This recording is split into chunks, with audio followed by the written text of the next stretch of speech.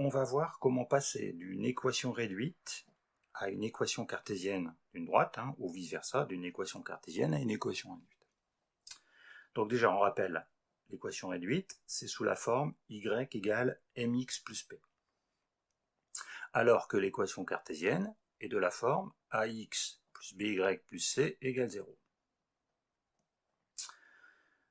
Premier exemple, j'ai donc une équation cartésienne. Et je veux avoir une équation réduite. Je veux l'avoir sous forme d'une équation réduite. Donc, pour ça, ce que je vais faire, c'est que je vais isoler la variable y. Donc, je vais prendre mon équation. Donc, je vais travailler comme pour la résolution d'une équation. C'est-à-dire que je vais ajouter ou soustraire à chaque membre de l'équation des nombres pour isoler la valeur y. Donc, 3x plus 2y moins 5 égale 0. Donc, je vais soustraire moins 3x et je vais ajouter 5 à chaque membre. Donc, moins 3x plus 5.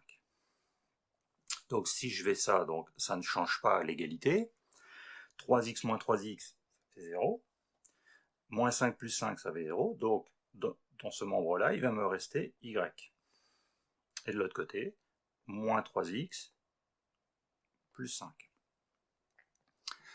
Pour aller jusqu'au bout, puisque l'équation est réduite, le coefficient devant le y, c'est 1. Là, c'est 2. Donc, je vais diviser chaque membre par 2. Ce qui fait que dans le premier membre, quand j'aurai divisé 2y par 2, qu'est-ce qui va me rester? Il va me rester y. Et ici, je divise tous les membres de l'équation par 2. Donc, je vais avoir moins 3 demi de x, je divise par 2, plus 5 demi. Donc, j'ai ici mon équation réduite. M qui vaut moins 3 demi et P qui vaut 5 demi. Pour le deuxième exemple, j'ai une équation réduite que je veux transformer en équation cartésienne. Donc, je vais faire la même chose que j'ai faite au début, c'est-à-dire je vais faire des transferts, mais cette fois-ci pour que tous les nombres soient sur le même membre de l'équation. Donc, y égale 4x moins 1.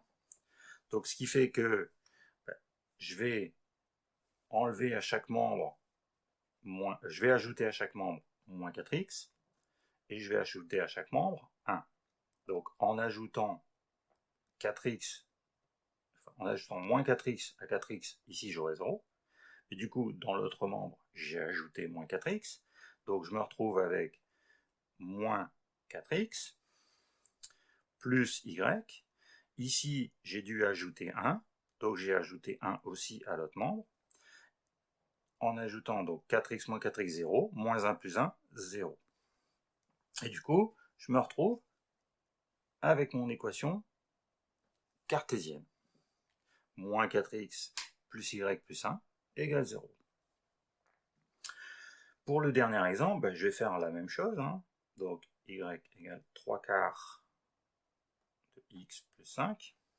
Donc, ici, je vais soustraire moins 3 quarts de x et moins 5. Donc, forcément, je vais le faire aussi sur l'autre membre. Donc là, j'aurai un moins 3 quarts de x et un moins 5. Si on l'écrit un petit peu comme ça pour bien voir le schéma des opérations. Donc, ça nous donne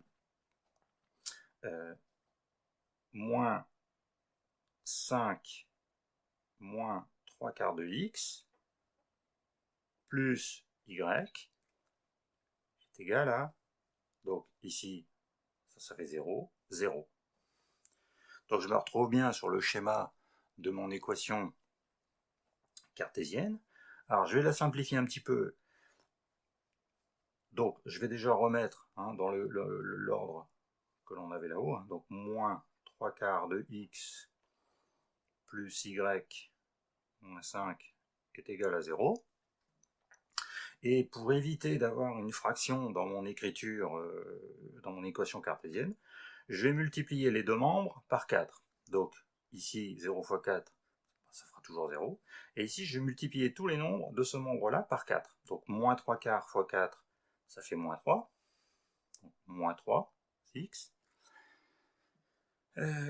Y fois 4, 4y. Et moins 5 fois 4, moins 20. Donc là, on avait dit 0 fois 4, 0.